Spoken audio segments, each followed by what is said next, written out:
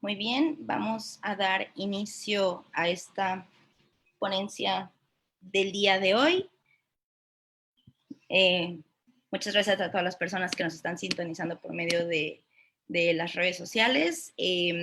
Otra vez nos vamos a ver. Toda esta semana tenemos actividades y el día de hoy vamos a tener una charla muy interesante sobre política de suelo y vivienda en el estado de Colima, a cargo del arquitecto Ignacio Barajas Ábalos, justamente con el motivo del Día Mundial del Hábitat y el mes de octubre urbano de ONU Hábitat, que es la agenda que estamos trayendo. Y sí, muchísimas gracias por seguirnos por las redes sociales. Este es un evento organizado por Colima 2030, Empoderamiento Climático, Ciudades Sostenibles, AEIC, que es la Asociación de Egresados de Ingeniería Civil de Colima, y el Consejo Nacional de Estudiantes de Arquitectura de México, sede Colima. Todos nuestros eventos van a estar publicados en el reporte de octubre urbano del 2020.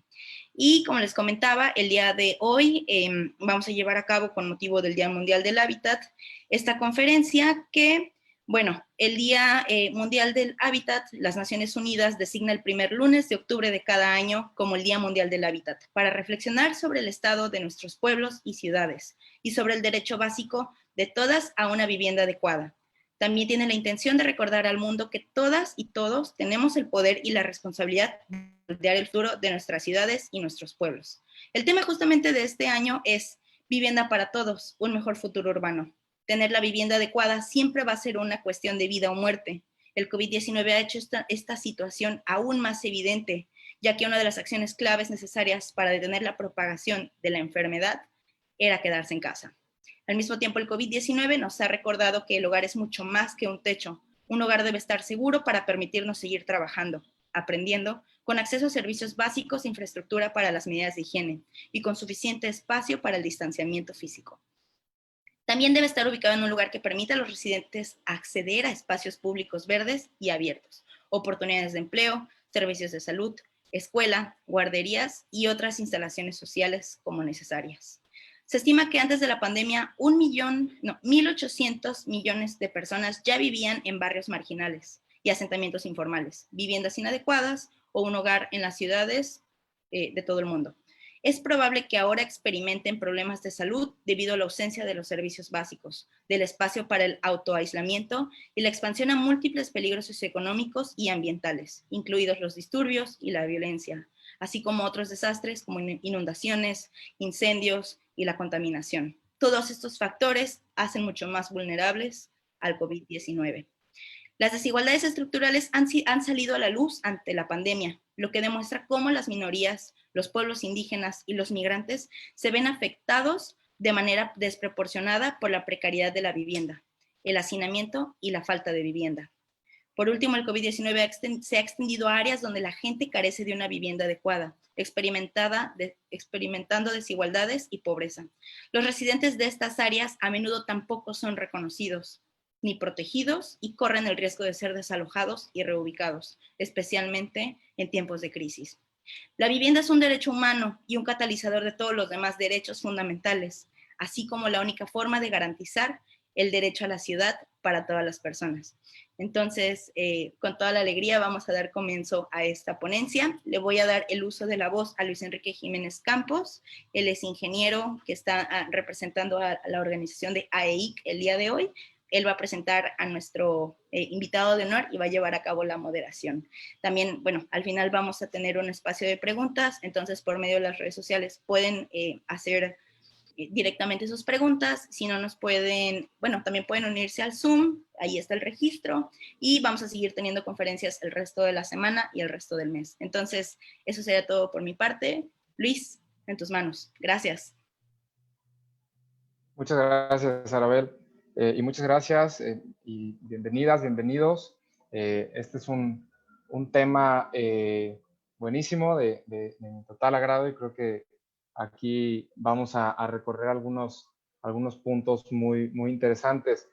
Como dijo Arabel, el motivo de la charla en el contexto de Octubre Urbano específicamente es el Día del Hábitat, que fue en días pasados, y bueno, por motivos de agenda lo trasladamos, pero nunca es demasiado tarde para hablar de estos temas, y agradecemos todo corazón al arquitecto, el arquitecto Barajas, que nos acompaña el día de hoy. Voy a permitirme leer su semblanza. Y bueno, nuestro ponente el día de hoy es arquitecto y maestro en ciencias en el área de arquitectura con orientación en desarrollo urbano por la Universidad de Colima. Cuenta con una maestría en evaluación por la Universidad del Valle de Atemajac. Es especialista en estudios sociojurídicos del suelo urbano por la UNAM, en Derecho Inmobiliario por la Universidad de Colima y en Planeación de la Movilidad por el Instituto Tecnológico de Colima. Actualmente funge como Director General de Regulación y Ordenamiento Urbano en la Secretaría de Infraestructura y Desarrollo Urbano del Gobierno del Estado de Colima, SEIDUR.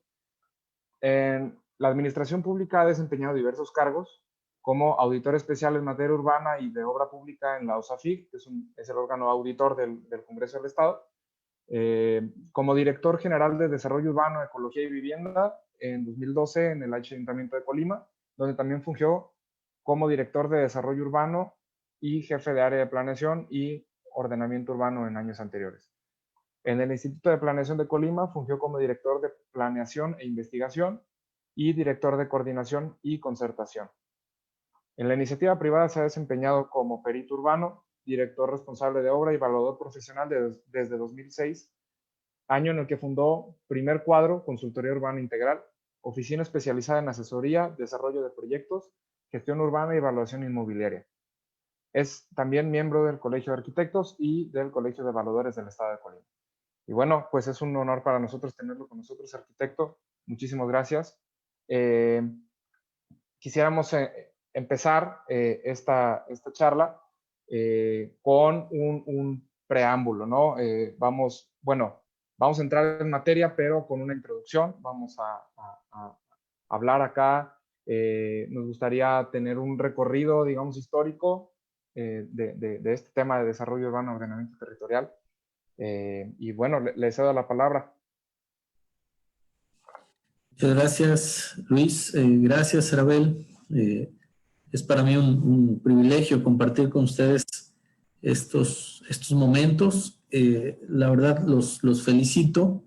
Me parece bien importante que colectivos e iniciativas ciudadanas, sobre todo de carácter interdisciplinario, estemos interesados en este tipo de temas y estemos empujando y estemos muy al pendiente de lo que sucede con el tema del ordenamiento territorial, que de alguna manera todos tenemos injerencia en él. Efectivamente, pues además de agradecer el espacio, pues preparé un material que me serviría para estructurar la charla, sin afán de cansarlos mucho. Precisamente las imágenes creo que son un poquito más elocuentes que lo que pueda decir, pero van a acompañar esta charla, y si no tienen inconveniente, pues comenzamos para pues iniciar esto que más que otra cosa pretende provocar alguna reacción, alguna idea y sobre todo el interés de parte de ustedes. Yo le llamé, perdón, no pregunté, ¿se escucha bien? Todo bien, arquitecto. Perfecto. Bueno, arrancamos. Yo le llamé breve recuento, situación actual y tendencia del ordenamiento territorial y desarrollo urbano en Colima, y espero que realmente sea breve. Voy a hacer lo más ágil posible para no ser cansón, ¿verdad? Me gusta arrancar con esta imagen y con esta frase del poeta William Cooper, que bueno, aunque es del siglo XVIII, habla muy bien de esta dicotomía que tenemos todavía hasta nuestros días, en donde se quiere distinguir lo que es urbano y lo que es rural, o lo que es ciudad y lo que no lo es, lo que es campo. Sin embargo, estamos hablando de un solo territorio. Lamentablemente, incluso institucionalmente, desde el diseño institucional tenemos esta duplicidad. Tenemos, por un lado, una secretaría que atiende el desarrollo territorial, y por otro lado, otra secretaría que atiende los temas ambientales. Y esto no nos ha permitido hablar, digamos, de la regulación del territorio de forma integral, y ha tenido algunas, tiene sobre todo áreas de oportunidad. Quiero empezar diciendo algo que parte precisamente de la Constitución. Cuando doy clases, generalmente les pregunto a mis alumnos que si como ciudadanos ya mayores de 18 años tenemos claro cuáles son nuestros derechos y obligaciones a partir de nuestra Carta Magna. Particularmente esto empieza a hacer sentido cuando hablamos del suelo. El suelo pues es finito, es decir, hay un cierto territorio que está administrado por un ente, pero no solo eso, sino que se vuelve todavía más escaso cuando hablamos de esta dicotomía del suelo, que sí es apto para el desarrollo urbano, para la edificación, para las actividades económicas, y del suelo que debería de interesarnos conservar y que no tiene aptitud urbana y que debe conservarse como tal. Bueno, dentro del derecho urbanístico que está insertado en la Constitución, hay algunos principios que creo que es importante arrancar por ahí, que incluso forman parte de la iniciativa que está en este momento en el Congreso, una iniciativa de ley que se denomina Ley de Ordenamiento Territorial, Asentamientos Humanos, Ordenamiento Territorial y Desarrollo Urbano. Y el primer principio es que la propiedad tiene una función social y ambiental. ¿Qué quiere decir esto? Que todo propietario deberíamos tener claro que nuestra propiedad primero no solo es mía, sino que está inserta en un territorio, no está en la luna. Nuestro territorio, lo que hagamos con nuestra propiedad tiene un impacto directo o indirecto para todos los demás. En ese sentido, el segundo principio es que debe prevalecer el interés general sobre el particular. Es decir, las decisiones que tengan como objetivo el bien común deben de ponderarse por encima del interés del particular, así sea este particular dueño de la tierra donde se va a colocar, por ejemplo, no sé, un parque o un espacio público. Pero precisamente para ello está un tercer principio en donde se dice, bueno, si en esa ubicación le conviene a la ciudad que haya un espacio público, pues distribúyanse las cargas de forma equitativa.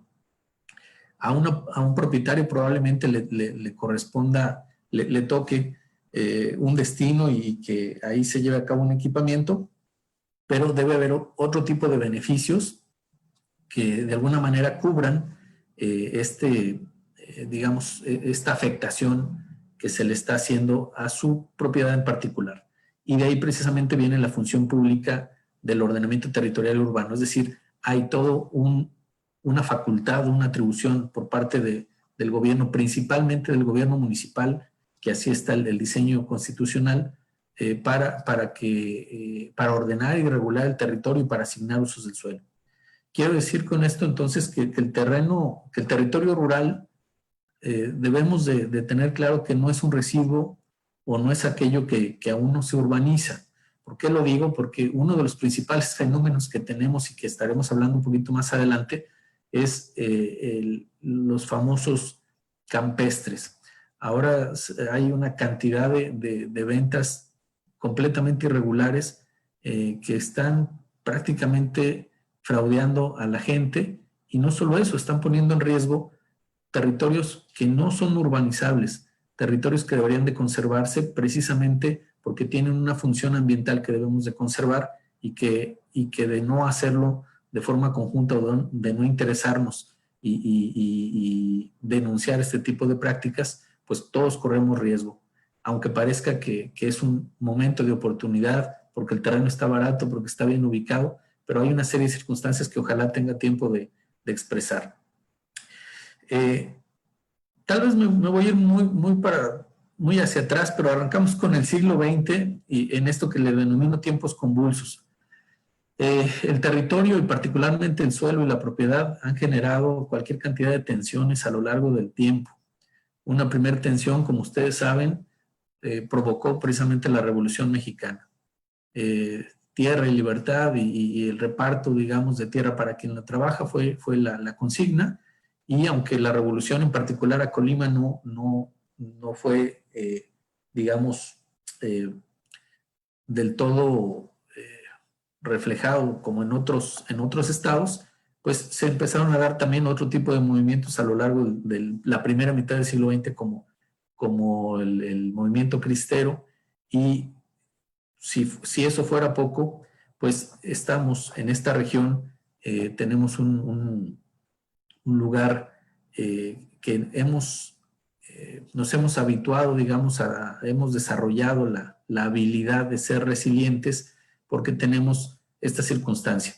Durante la década de los 30, por lo menos, se encuentran registros de 6 o 7 sismos mayores a 6 grados Richter, y este del 41, que todavía queda en la memoria colectiva de algunos y que se transmite pues, de forma verbal como uno de los mayores sismos que ha sufrido nuestro estado, pues prácticamente existen registros de que se llevó el 80% del inventario de vivienda, que no es poca cosa. Incluso se hablan en algunos documentos de que se estaba incluso replanteando la posibilidad de ya no renovar las edificaciones, sino de reubicarse, porque pues había dudas si era conveniente seguir en el asentamiento originario, dado que había sufrido tantos daños. Bueno, estas imágenes espero sean más elocuentes que lo que estoy diciendo, pero efectivamente uno de los principios que ahora también integra la iniciativa es el principio de resiliencia y de gestión integral de riesgos. Bueno, pues después de la tempestad viene la calma, y yo diría que para el caso de Colima, después de la tempestad apareció la modernidad. Por ahí en los años 50 empieza a detonarse esto que se le llamó el desarrollo estabilizador, que tiene que ver con un impulso económico que estaba teniendo el país y que empieza a cambiar la cara de buena parte de las ciudades en el país. Y Colima no es la excepción, Manzanillo no fue la excepción, Tecomán tampoco. Empieza también a generarse una imagen urbana diferente, en donde empiezan a aparecer en esa década algunos equipamientos interesantes, escolares, de salud, de espacio público, como esta imagen del Parque Hidalgo de 1950, pero como ustedes pueden ver, también empieza a aparecer un actor que antes no existía y que no lo habían creado, pero que empieza a ocupar las calles y que prácticamente configuró la forma de las ciudades en el siglo XX, que es Su Majestad el Auto. Y digo Su Majestad no porque yo le rinda pleitesía, sino porque desgraciadamente se han configurado las ciudades precisamente habituando los espacios para que estas máquinas se desplacen a lo largo y ancho, prácticamente diseñando la ciudad para ellos y no para las personas. Dentro de esta misma lógica se llevaron a cabo algunas intervenciones que incluso fueron cirugías a corazón abierto, como la Diagonal, que ahora todos conocemos como Rey Colimán, en donde muchas de las personas que eran propietarios pues no estuvieron de acuerdo, pero bueno, aún así, por este impulso renovador, pues el gobierno decidió llevarlo a cabo. Y bueno, era entendible, dado que, si no lo saben, a lo mejor algunos sí lo tienen como referencia, el ingreso a la ciudad era precisamente por la carretera libre que nos lleva a Jiquilpan, y por eso está ahí el Rey Colimán. Y bueno, se buscó generar una arteria que entrara al corazón de la ciudad y provocándole en diagonal, que era muy característico de la lógica urbana de esa década, pues se generó esta avenida, pues incluso pasando por encima de patrimonio edificado que todavía se mantenía en pie. Bueno, aquí nada más es un grafiquito donde intento ilustrar cómo es que nace la Diagonal a partir del Jardín Núñez y llega precisamente a Rey Colimán y todavía se extiende hasta la carretera Jiquilpan. Y también creo que es ubicable, cosa que me llamó la atención, este planito de los años 50, dos grandes huertas que precisamente parecía que, o parece, así lo infiero yo, que había un respeto hacia estas huertas que, aunque creo eran propiedad privada, pues formaban parte del ecosistema o brindaban servicios ecosistémicos junto con el río Colima. Lamentablemente, buena parte de estas huertas ahora son casas o son equipamientos. En el caso del sur, pues está el parque regional. En la parte norte es donde está el Seguro Social y algunas escuelas e incluso el fraccionamiento Corregidora. Ya para los años 60 se dio esto que yo le denomino como la urbanización precoz. Es decir, no todos los estados para la década de los 60 y de acuerdo al censo del 60 tenían ya una predominancia urbana. Colima sí fue uno de esos pocos estados que lo llegaron a tener. Ya el 62% de la población vivía en áreas urbanas precisamente por el impulso de esta política de desarrollo estabilizador. El 62% de la población pues era ya mucho decir, obviamente, dividido en 3 polos importantes que lo siguen siendo: Colima, Villa de Álvarez, Tecomán y Manzanillo. En el caso de 1962, y ya atendiendo a estos fenómenos que iban apareciendo, se publica la Ley de Planeación. Esta Ley de Planeación tiene se publica el 19 de enero de 1962 y tiene algunas características como, ya se hablaba de cómo planificar, de cómo se iba a atender la expropiación y cómo se debería de fraccionar. Ya para 1969 aparece otra ley, que es la Ley de Planeación y Urbanización, publicada el 22 de marzo de 1969, y aquí lo que me llamó la atención y quiero compartir con ustedes es que ya hablaba de unos instrumentos que incluso actualmente todavía están en la discusión y que generan mucha controversia. El impuesto de plusvalía ya estaba previsto como aquel efecto que genera la obra pública, es decir, el beneficio que genera a un particular el hecho de tener servicios o de que se rehabilite la calle, y bueno, y en ese sentido regresarle a la ciudad parte de lo que se capta de valor, y que yo creo que en el tiempo se perdió esta práctica. Sería bien interesante saber si se tuvo, primero si se implementó, porque bueno, está en la ley, pero no tengo la certeza de que se haya implementado, y por otro lado los sistemas de actuación por cooperación, es decir, vamos a consolidar alguna calle, pero en donde participan los vecinos en las mejoras. Ya para 1976 se inicia con una serie de reformas constitucionales que vienen a estructurar o a darle fortaleza al andamiaje legal urbano.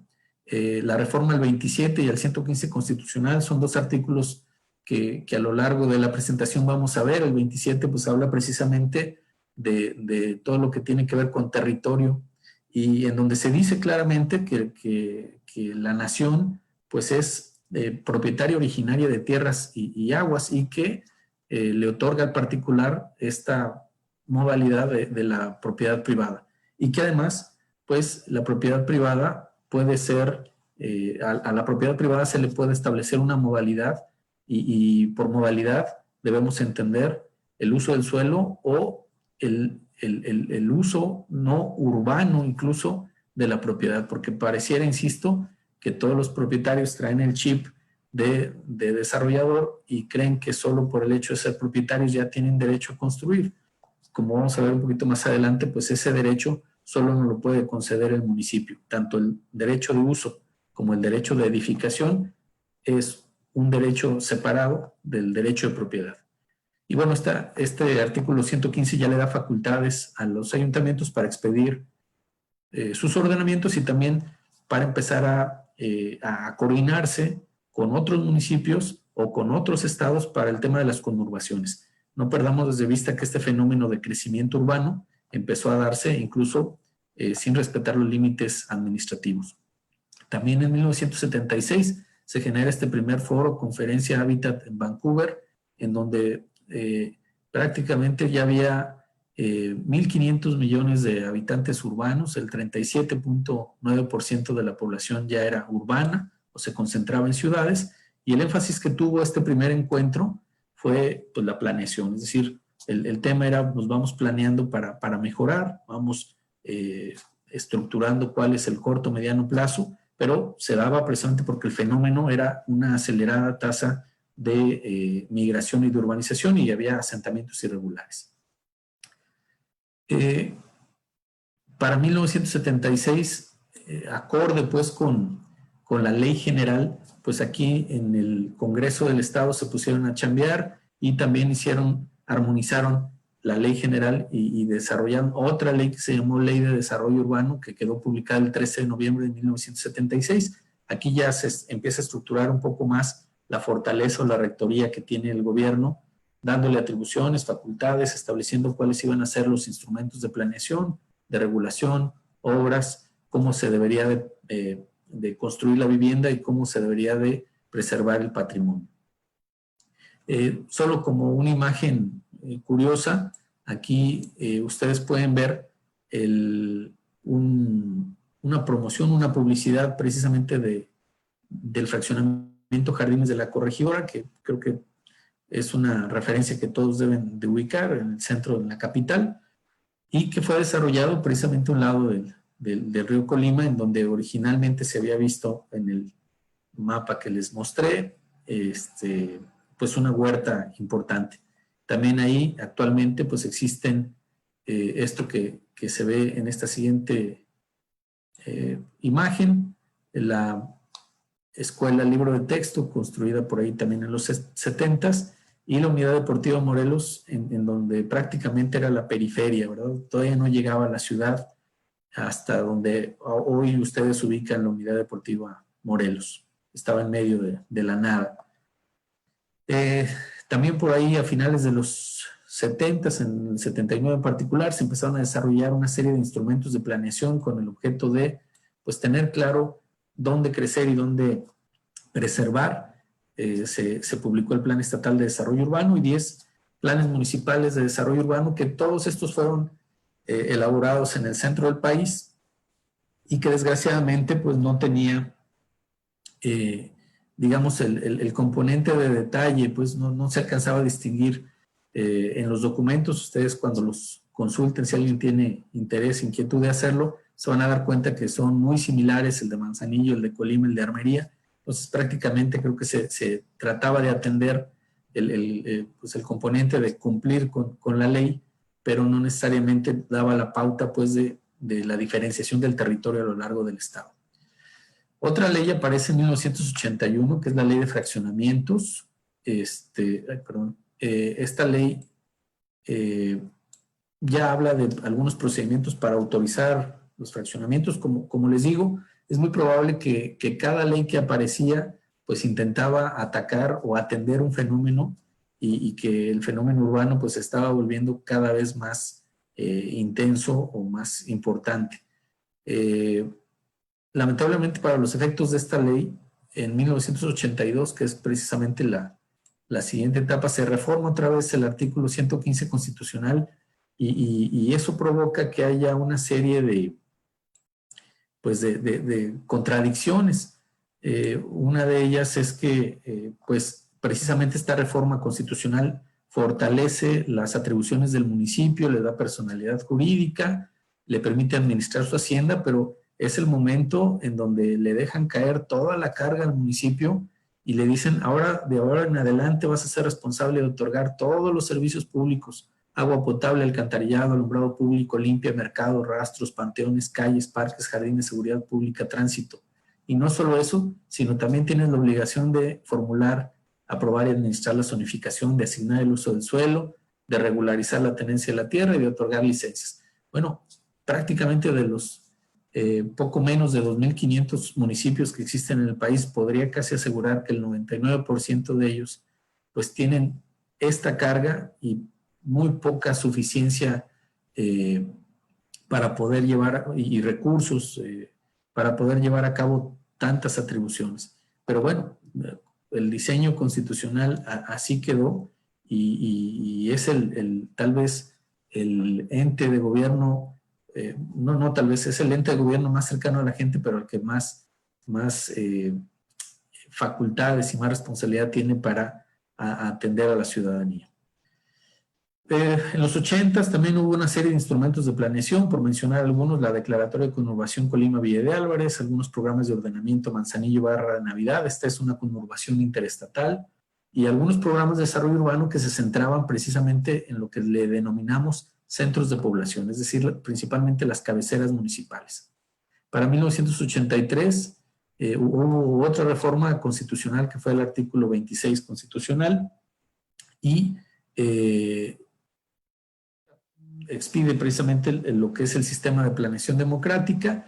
En ese momento hay una coincidencia, el presidente pues también es de Colima, originario de Colima, que es Miguel de la Madrid, y bueno, la gobernadora Griselda Álvarez pues hacen un buen enroque y generan un plan Colima que le dio bastante impulso al Estado en esa década de los 80s. Para 1992 se da una reforma que para mí me parece que es un parteaguas, pues me parece que es un parteaguas porque se reforma el 27 constitucional y se expide la ley agraria.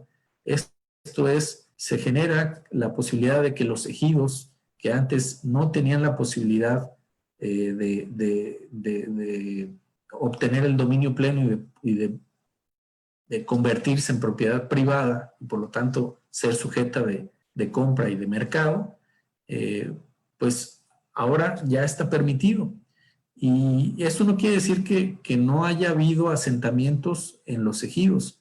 Evidentemente por la falta a lo mejor de espacios y de tierra servida, pues muchas de las parcelas ejidales fueron pues invadidas u ocupadas para generar vivienda y parcelas que después fueron regularizadas, pero tal vez en la lógica del gobierno se pensó que el abrir al mercado, si es que la asamblea ejidal así lo decidiera, y liberar algunas parcelas para el aprovechamiento urbano ya como propiedad privada, pues podría ser buena idea. Ya a la distancia pudiéramos nosotros sacar nuestras propias evaluaciones, pero bueno, eso sería motivo de otra charla. Para 1993 se genera una adecuación a la Ley General de Asentamientos Humanos. Esta se publica el 21 de julio de 1993. Obviamente, otra vez aquí en el Estado, una vez que se publica la Ley General, se hace la chamba y se armoniza con aquella y se genera la Ley de Asentamientos Humanos del Estado de Colima. Esta ley de 1994 es la que tenemos, la que está vigente y hasta la fecha ha sufrido 12 reformas, pero bueno, pues es la letra que tenemos, la letra legal, digamos, que hay que atender hasta el momento mientras no salga la siguiente ley. Quiero preguntar si vamos bien, si no voy muy rápido, si estamos bien en tiempo. Adelante, arquitecto, todo bien. Perfecto. ¿Alguna pregunta por lo pronto, alguna inquietud que haya por ahí? Continuamos. Bueno, las estamos cocinando apenas, pero sí van a venir algunas. Muy bien, gracias. Seguimos. Voy un poco rápido, nomás con el afán de alcanzar lo más posible a mostrarles esto que todavía estamos hablando de los 90, todavía es parte de la historia. En 1996 se genera un segundo foro importante, Hábitat, en Estambul. A esas alturas ya el 45% de la población ya era urbana, estamos hablando de 2.600 millones de personas, y el énfasis de ese foro fue la participación comunitaria y se plantea pues la agenda Hábitat como un plan de acción global. En 1999 hubo otra reforma al artículo 115 constitucional, que es el que pues se le da un reconocimiento expreso al municipio y se le otorgan todavía más cargas como el tema de la policía preventiva y se reformulan algunos asuntos relacionados con el desarrollo urbano, la ecología y la planeación regional. Ya para el 2011, en el siglo XXI, se reforma el artículo 1 constitucional. Esto también me parece que es muy relevante porque se incorporan y elevan a rango constitucional los derechos humanos. Como ustedes verán un poco más adelante, buena parte de los principios que se establecen en la Ley General de Asentamientos Humanos y que estarán presentes en la ley estatal, si así lo aprueba el Congreso, pues se deriva en el reconocimiento de los derechos humanos que tienen las personas, tanto el derecho a la ciudad, el derecho a la vivienda, como comentaba en la introducción Arabel, y derecho a una serie de servicios que son los que regula y tiene que atender y proporcionar el ayuntamiento, pero que, bueno, pues por supuesto, para cumplir con esos derechos, pues también debe haber una fuente de recursos. Esa fuente de recursos generalmente pues surge del pago de impuestos y deben de direccionarse pues a las personas que tienen menores posibilidades pues de desarrollo y de forma proporcional también a otros sectores de la sociedad. Aquí lo relevante, bueno, en 2012 Cedesol publica un estudio de expansión de las ciudades que quiero comentárselos así de forma muy breve. En estos 30 años que generó el estudio, o que analizó el estudio, podemos darnos cuenta que de 1980 al 2010, pues el incremento o lo que ya denominamos expansión urbana se dio principalmente en estos primeros 20 años, es decir, de 1980 al año 2000, por el caso, por así decirlo, en el caso de Colima, pasó de una superficie de 920 hectáreas a 5.355 hectáreas. ¿Qué quiere decir esto? Por ponerlo de otra manera, en la zona metropolitana de Colima, Villa de Álvarez, mientras en 30 años, de 1980 al 2010, se incrementó la población solo 2.8 veces, pero el territorio se incrementó 7 veces. Es decir, evidentemente no atiende el crecimiento territorial, no es proporcional al crecimiento habitacional. Lo mismo pasó con Tecomán, mientras la población crece 1.6 veces en 30 años, el territorio crece 6 veces. Y Manzanillo pues es el campeón. Mientras la población crece en 30 años solo 3.6 veces, el territorio se expande 21 veces. O sea, 21 veces lo que de origen se tenía. Aquí podemos ver el dato. En 1980 había 180 hectáreas urbanas. Ya para el año 2000 había 3.296 hectáreas de suelo considerado urbano.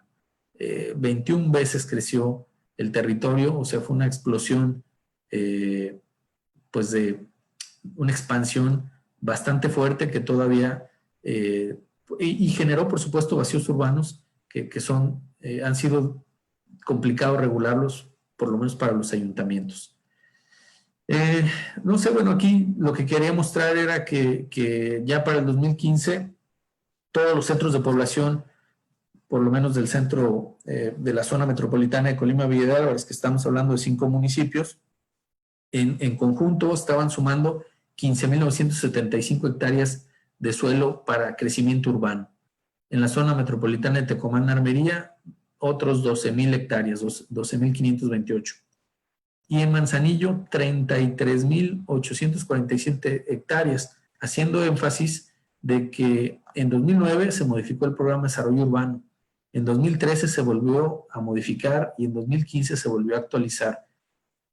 Todas las modificaciones fueron para incrementar hectáreas de reserva urbana, es decir, para el crecimiento urbano, y de tal manera que ya para el 2015 tenían 2 veces, digamos, el área de reserva era 2 veces que lo que era el área urbana en ese momento. Mucho de este crecimiento, pues por supuesto puede adivinarse que fue de tipo artificial, es decir, no necesariamente estaba demandado pues de acuerdo al crecimiento poblacional, pero han sido decisiones que han tomado los municipios y que pues son decisiones no sustentables, evidentemente. Como ustedes saben también, ya para el 2015 ha habido una serie de marcos, de conferencias importantes, en este caso el marco de Sendai, que atiende la reducción de riesgo de desastres, se dio en 2015 en Japón, y esta conferencia internacional en Addis Abeba, que tiene que ver con el financiamiento para el desarrollo. Estos generan acuerdos internacionales en donde México, por supuesto, está anotado y genera también una serie de compromisos que tenemos que cumplir como nación. También en 2016, un tercer foro Hábitat 3, ya hablando de una población urbana que por primera vez hay más población urbana que rural, ya 54.5 y cerca de 4.000 millones de habitantes. El énfasis que tuvo este foro es derechos humanos, obviamente desarrollo urbano sostenible, ordenamiento territorial y el para el desarrollo. Y se adopta una agenda urbana, la nueva agenda urbana. ¿Qué se discutió en el foro? Bueno, perdón, estos problemas, ¿no? Eran los que tienen todas las naciones: crecimiento urbano, cambios de patrones en la familia, mayor residencia en barrios marginales o en asentamientos irregulares. Hay todo un reto para proveer servicios urbanos, que era lo que ya estábamos comentando. Hay que atender el cambio climático, la exclusión y la desigualdad creciente, inseguridad y la migración internacional. La nueva agenda urbana, pues, por supuesto, busca alinearse de forma coherente con la Agenda 2030, que, como ustedes también saben, pues hay una serie de objetivos de desarrollo, y particularmente el que nos corresponde de forma directa, pues es el objetivo 11, que tiene que ver con ciudades y comunidades sostenibles, y lo que se busca es que estos asentamientos sean inclusivos, seguros, resilientes y sostenibles. Llegamos al 2016 y se genera una tercera versión de la Ley General de Asentamientos Humanos, Ordenamiento Territorial y Desarrollo Urbano, que es la que se publica el 28 de noviembre del 2016 y obliga a todas las entidades de la República a que armonicen sus leyes estatales y atiendan los principios de políticas públicas que ahí se generan. Entonces, atendiendo a esta obligación de renovar nuestras leyes, es que está nuestra ley, la iniciativa de ley en el Congreso. Bueno, pues esto ya es parte también del fenómeno de qué le duele a las ciudades aquí en México y particularmente en Colima. Bueno, pues en México ya hay más de 100 millones de habitantes en localidades urbanas que representan el 78% de la población, pero en Colima estamos por encima, ya el 89% de la población se considera urbana. En este caso, por supuesto, el tamaño sí importa. En este sentido, lo que quiero decir es que a pesar de que las áreas urbanas en el territorio estatal solo abarcan el 2% del territorio, es decir, toda la población de Colima solo está asentada en el 2.1% del territorio, pues pareciera que es más extenso de lo que parece, precisamente porque se empiezan a generar algunos aprovechamientos que no están o autorizados o que no son sustentables y que no deberían de estarse dando a lo largo del territorio. ¿Qué le duele a la ciudad? Bueno, pues tenemos un patrón de ocupación disperso, distante, desordenado, tenemos muy baja densidad urbana, hay mucha tierra interior vacante, hay tendencia a expandirse hacia la periferia y ocupar zonas productivas. Vean estas imágenes, digo, están prácticamente así en blanco y negro, con la idea de solamente de que se note una mancha, pero en la zona metropolitana de Colima, Villa de Álvarez y sus 5 municipios, la densidad es de 39 habitantes por hectárea. En el caso de Tecomán es de 42 habitantes por hectárea, y en el caso de Manzanillo es de 31 habitantes por hectárea. Estos, ¿qué nos dicen? Bueno, nomás para que se den una idea, de acuerdo a nuestro reglamento, la densidad de los desarrollos campestres es 30 habitantes por hectárea, lo cual quiere decir que tenemos una muy baja densidad a lo largo de las ciudades, en donde se supone hay mayor cantidad de servicios y deberíamos de aprovechar de mejor manera el territorio. Hay una serie de planos que también creo que lo que nos quieren decir es que precisamente en las zonas servidas, en las zonas que ya están consolidadas, empieza a haber un cambio de densidad, la población empieza a disminuir, y eso se puede observar, por ejemplo, aquí en lo que ustedes alcanzan a ver azul, que son las partes centrales de las ciudades. Este estudio lo que nos muestra es que la gente se está yendo a las periferias, y eso es un contrasentido porque es precisamente en la ciudad interior en donde se encuentran los servicios y en donde se pudiera dar mayor densidad, y sin embargo estamos optando por irnos a las periferias.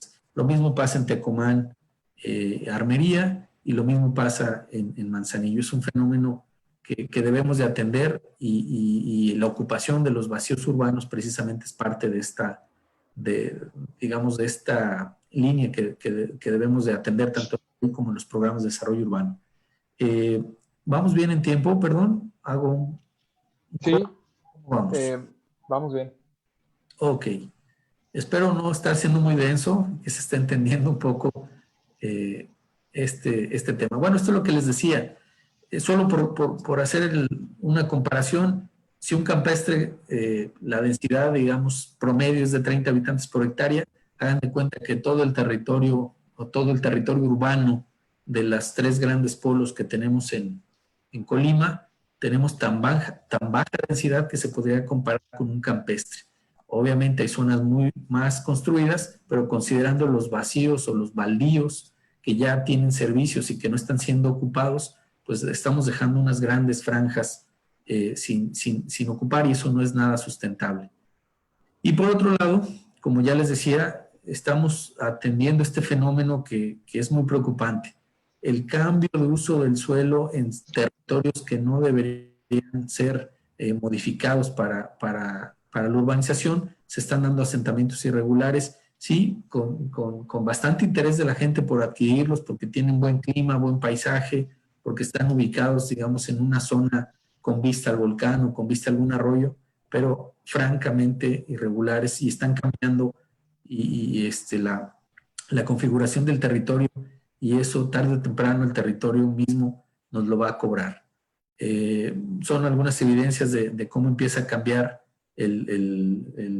cómo empieza a cambiar el rostro, digamos, de territorios que no están previstos para el crecimiento urbano y que se siguen ocupando.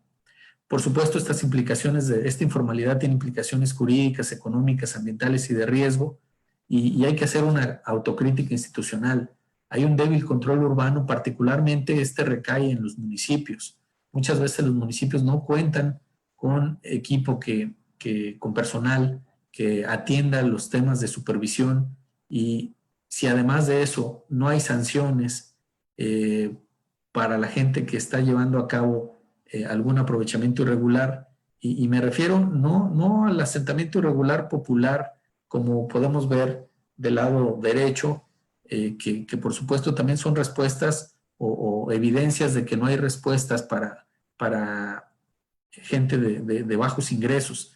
Pero cuando uno ve lo que está al lado izquierdo, que son algunas viviendas campestres que se encuentran irregulares de muy buen nivel, pues es cuando uno se plantea, bueno, regularizar en uno de los casos, pues es como premiar, porque pues además de que se tienen recursos, regularizar es decir, bueno, pues sí, ya lo hiciste, pues ni modo, ahí te dejamos.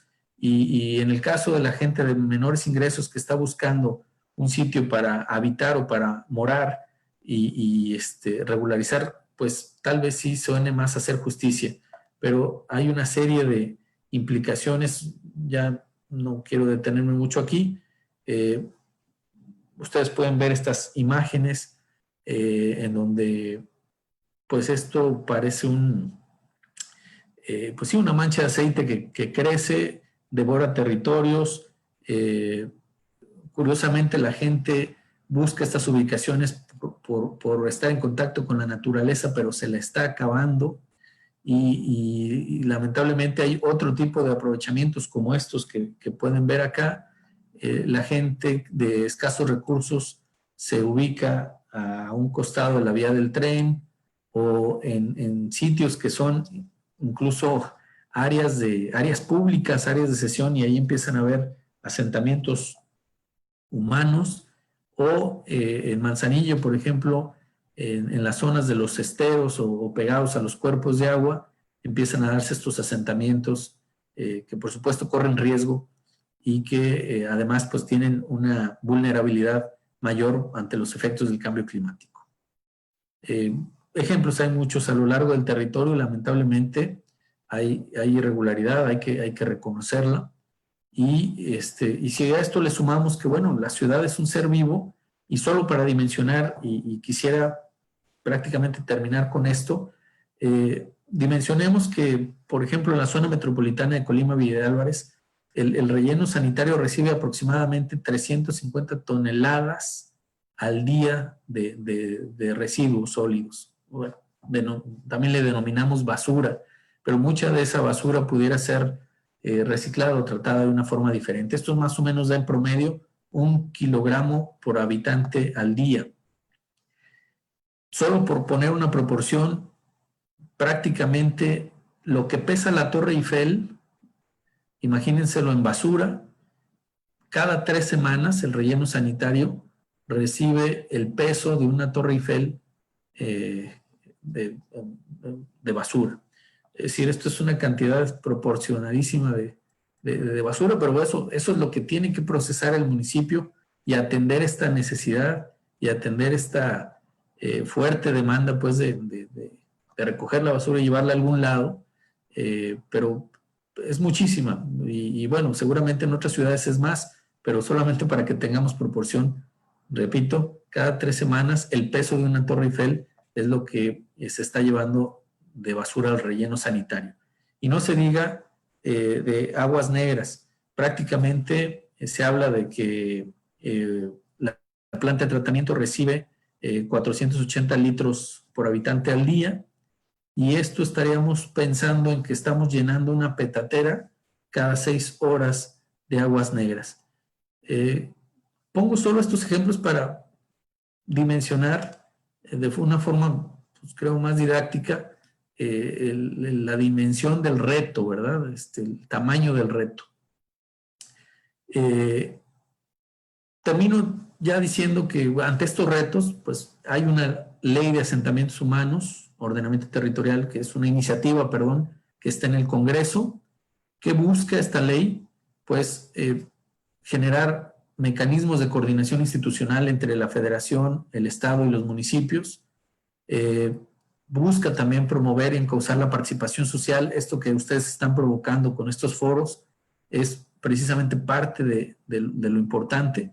Y también promueve la gobernanza de las zonas metropolitanas, la gestión integral de riesgo, la resiliencia, la movilidad, consolidar la rectoría del Estado y establecer bases institucionales para el uso y aprovechamiento del territorio. Y finalmente darle dientes, herramientas, instrumentos a los municipios para gestionar mejor el aprovechamiento de del suelo y conducir mejor los procesos urbanos. Es decir, que el administrador del suelo, que es el municipio, lo haga de mejor manera y darle los instrumentos para que del mismo territorio, del mismo cuero salgan las correas. Del mismo territorio tienen que salir los recursos para gestionar toda la serie de servicios y de demandas que tiene la ciudadanía, que además es un derecho. Hay mucho más, pero por aquí, por lo pronto, esto que están viendo son los 13 títulos que constituyen la iniciativa de ley y que estaremos en breve, seguramente el Congreso estará discutiendo y tendremos ley de asentamientos y de ordenamiento territorial en poco tiempo, eso esperamos. Una de las ideas que se busca es que el ordenamiento territorial sea entendido como el ordenamiento ecológico más el desarrollo urbano de forma integrada. Esta ley pretende que esta dicotomía de la que hablaba al principio, pues permita que se observe el territorio de forma integral y que las políticas sean atendidas de la misma forma, y no solamente el centro de población urbano, que es a donde se estaba destinando los esfuerzos mediante los programas de desarrollo urbano. Ahora es importante, necesario, imprescindible atender el territorio de forma integral. Ahí lo dejaría, Luis, porque creo que ya agarré velocidad y ya no me detuve. A la orden, quedo a sus órdenes. Hombre, buenísimo. La verdad es que tantísima información en este poco tiempo, o sea, nos queda corto y que yo quisiera quedarme aquí con las palomitas y seguir conversando de esto. La verdad es que es un tema que me apasiona, es un tema que creo que a todos nos debería, o sea, tendremos que estar pendientes justo con esta parte de la ley que está por venir, ¿no? Y de la participación social. Creo que nos toca un rol importante en pedir que esto avance rápido. Hoy, para dar la noticia, en lo que estábamos aquí, se acaba de aprobar como constitucional el derecho a la movilidad y a la seguridad vial, por ejemplo, a nivel federal. Entonces, creo que ya lo puede agregar a sus diapositivas también en los cambios trascendentales que se van a dar. Y creo que estamos en una coyuntura en la que cada vez la cuestión urbana está ganando mucho más peso, sobre todo esta tendencia a la metropolización, ¿no? La parte de gobernanza metropolitana y cómo los fenómenos sociales, ambientales, económicos, de todo, trascienden las fronteras políticas, y eso es interesante, el papel que tomamos igual como ciudadanos ante esas brechas, ¿verdad? Y me llama muchísimo la atención también cómo, pues bueno, Colima tan característico, lo platicamos ayer, tan característico que es ante las amenazas naturales y los riesgos, pues bueno, por ejemplo, el sismo del 41, ¿no? Y cómo vamos a plantear algo, pues, de cero, casi, casi. Ahora, afortunadamente, bueno, pues, nos han pegado varios sismos y pues ahora no nos pegó un sismo, pero COVID igual, ¿no? O sea, en muchas ciudades en el mundo se replantean, sobre todo la cuestión de espacios públicos, ¿no? Sí.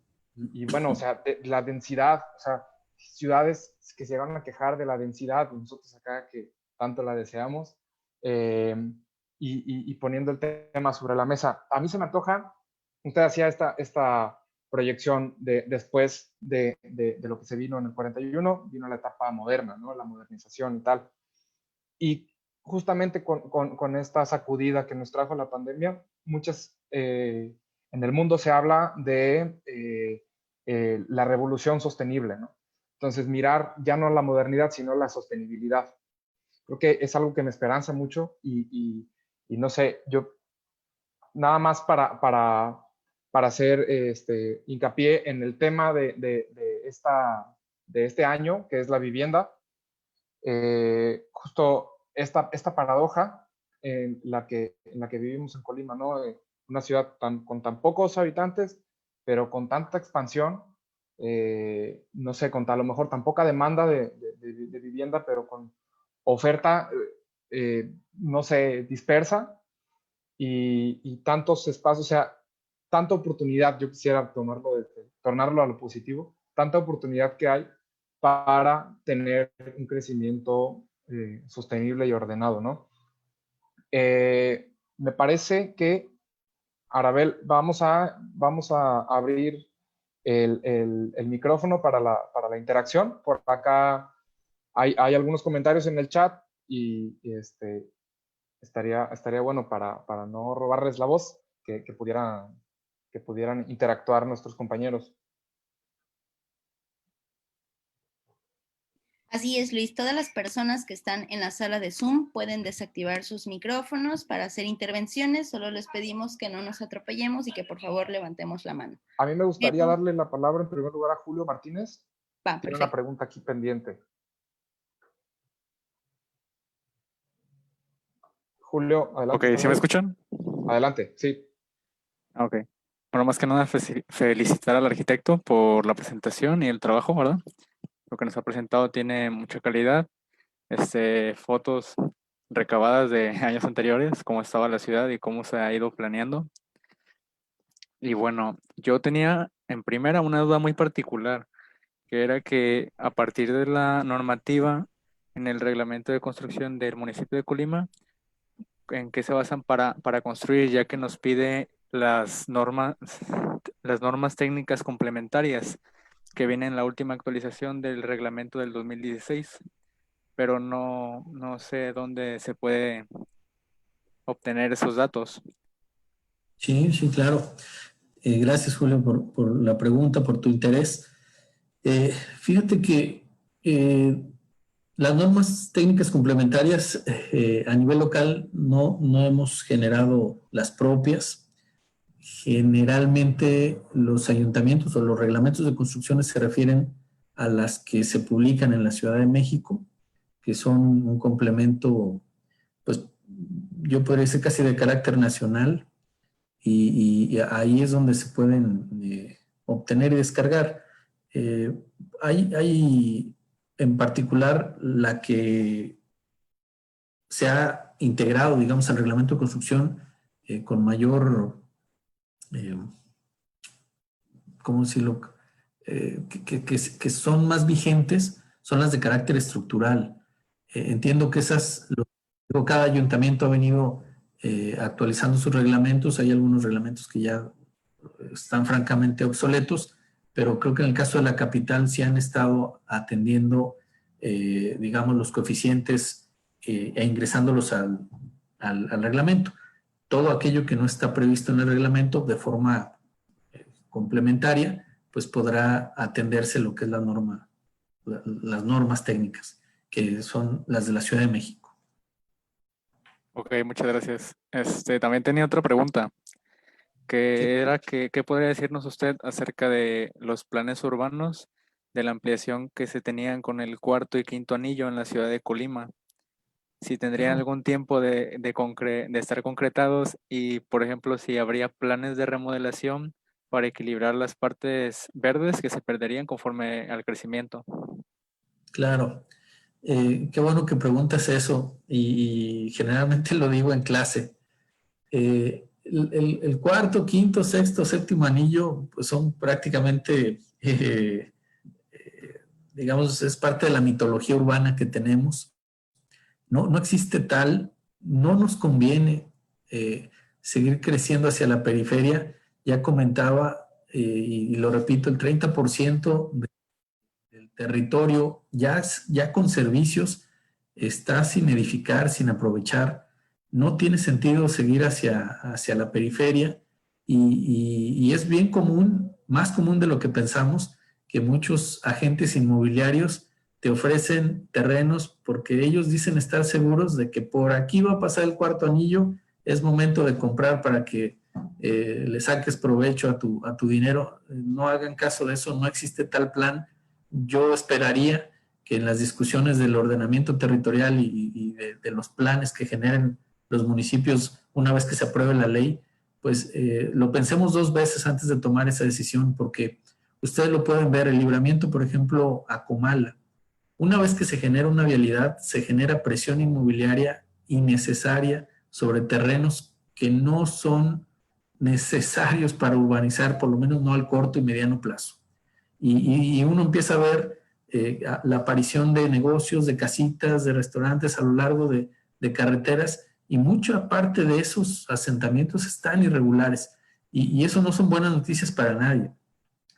Menos, pues, obviamente para quien invierte y está poniendo en riesgo no solo su dinero, sino su patrimonio, y está siendo parte, pues, de un fenómeno de irregularidad que tiene muchas implicaciones y muchos impactos.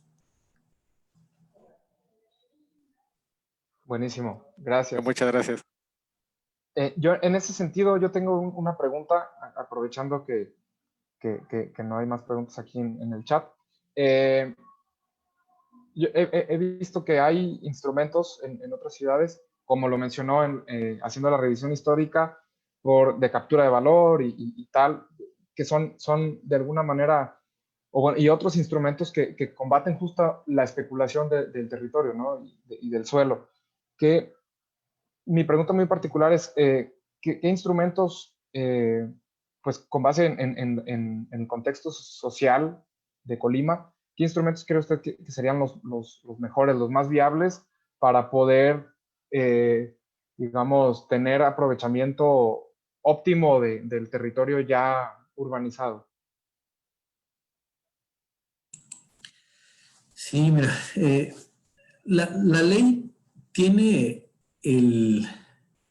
digamos, el diseño de proponer algunos instrumentos que los ayuntamientos van a poder seleccionar o no para su programa de desarrollo urbano. ¿Qué quiero decir con esto? Hay una serie de herramientas que ya vienen desde la ley general que dicen, bueno, estas herramientas buscan orientar el desarrollo, buscan equilibrar esas cargas, que aquel que esté obteniendo un beneficio, pues de alguna manera también le toca aportar algo para el colectivo, para toda la ciudad. O sea, no es para la administración en turno, sino ese beneficio que estás obteniendo, para que se entienda mejor esto que estoy diciendo. Un terreno, un potrero, tiene un valor en el mercado, pero en el momento en que le pones un color, que no es otra cosa más que la zonificación que aprueba el ayuntamiento, de forma indirecta, con esa aprobación lo que estás haciendo es repartir riqueza, es decir, le estás dando un plus a ese suelo para desarrollar algo que si no te le ponen color, no lo podrías desarrollar. Entonces, en ningún lado dice que eso deba de regalarse. Sin embargo, así ha sido. Por muchos años, esta asignación de color, e incluso hay una crítica a la zonificación que ha provocado segregación, y eso creo que es evidente.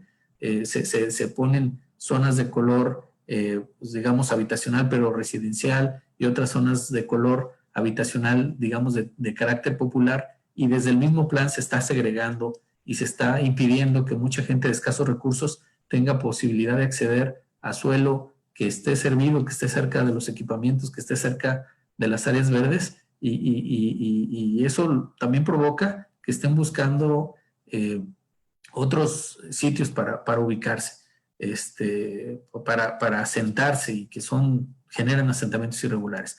Entonces, decía, la ley ya prevé algunos instrumentos que no se van a activar solos, se deben de activar una vez que se genere un programa de desarrollo urbano, y para eso cada ayuntamiento va a decir este me sirve y este no. Digamos, el instrumento natural que tienen los ayuntamientos, y es el único impuesto que atienden los ayuntamientos, es el predial. Se tiene la característica de que el predial es un impuesto mal cobrado, poco actualizado, pero así como va la tendencia con la desaparición de fondos y de fideicomisos y de apoyos de carácter federal a los gobiernos estatales o municipales, creo que no les va a quedar de otra a los municipios más que voltear a ver el territorio para administrarlo y para poder generar o aplicar este tipo de instrumentos que ya vienen en la ley, y que le saquen el mejor de los provechos, pues para el beneficio de todos. No estoy hablando y digo, y esto quiero dejarlo claro, de que si se te otorga un uso del suelo te cobren todo lo que te da de valor. No, no es así. Es una parte, y esa parte bien justifica que pues puede ser un ingreso para el ayuntamiento que pueda permitir renovar las infraestructuras, renovar las áreas públicas, mantener los espacios verdes que cada vez están más amarillos o más grises, y que ocupa de una mano, y que a veces ni los vecinos pues atienden este tipo de cosas, precisamente porque dicen, bueno, yo ya pago el predial, pero no viene el ayuntamiento a mantener. La verdad es que si sacamos las cuentas, creo que no me equivoco si digo que en promedio una familia paga más por telefonía celular al año que de predial, y el predial incluye una serie de servicios como recolección de basura, alumbrado público, mantenimiento de vialidades, mantenimiento de áreas verdes, y no alcanza ese dinero que se recaba por vía predial para atender tantas necesidades. Claro, y tenemos justo este tabú de los gobiernos, yo creo, de poner nuevos impuestos, aumentar impuestos, digo, que al final de cuentas, en una sociedad tan digital, tan moderna, con instrumentos de transparencia sobre todo, podemos comunicar y podemos aventurarnos. Yo creo que son dinámicas que justo van a empezar a aparecer en la ciudad, no sé, para ilustrar un poco, parquímetros, impuesto a la plusvalía y todo esto, que seguramente van a traer muchísima discusión, mucha fricción, pero al final de cuentas van a traer beneficios, y eso es lo que buscamos, ¿no? Pues bueno, arquitecto, creo que estamos un poquito rebasados de tiempo, y ya nos fuimos un poquito más de una hora. Digo, está muy interesante, yo aquí podría seguir, pero yo creo que vamos para el cierre. Arabel, ¿cómo ve? ¿Tenemos algo en Facebook?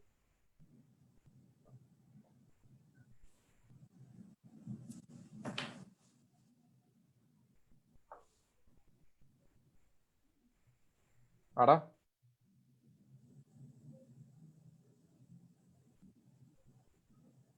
Bueno, ahorita en lo que nos responde, pues vamos dando el cierre. Ya vi que contesta acá por el chat. Bueno, pues de nuevo agradecerle muchísimo, arquitecto. Estuvo muy, muy interesante, la verdad.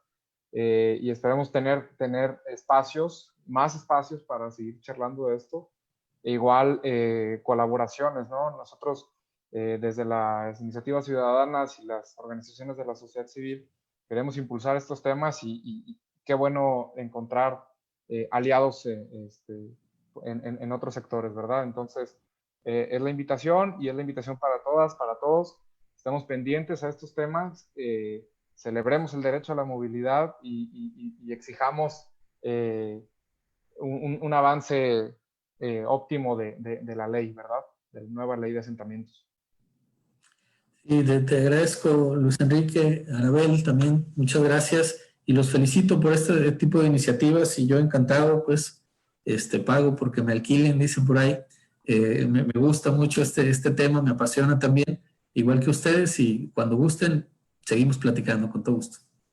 Pues muchísimas gracias y muchas gracias a todas, todos por acompañarnos. Les invitamos a que sigan las actividades de Octubre Urbano, por ahí tenemos algunas pendientes esta semana y bueno, vamos a ir comunicando conforme vaya avanzando este mes. Pues muchas gracias, bonita noche, que lo pasen muy bien, muchas gracias. Nada más, Luis, Sara. arquitecto, gracias, le vamos a hacer llegar una constancia por haber participado, ya lo dijo Luis, le vamos a seguir hablando y pues eso sería todo por el día de hoy, nada más recordar que el día de mañana a las 6 de la tarde tenemos otra ponencia sobre sombra y vida en las ciudades. Vamos a hablar del arbolado urbano, claro, con el biólogo Emma Ruiz Villarreal. El viernes vamos a las 12 de la tarde a tener un conversatorio sobre alimentación urbana sostenible y el día sábado vamos a terminar las actividades de esta semana con una charla sobre desigualdad en la ciudad con Anis Badi Zárate, que seguro mucha gente lo conoce, y Sofía Valenzuela. Van a estar platicándonos ahí un poco de desigualdades y con un poco de perspectiva de género sobre las ciudades. Entonces, que Octubre Urbano dure más y podamos tener más actividades. Gracias. Dure más Hasta meses. luego, muchas gracias. Chao.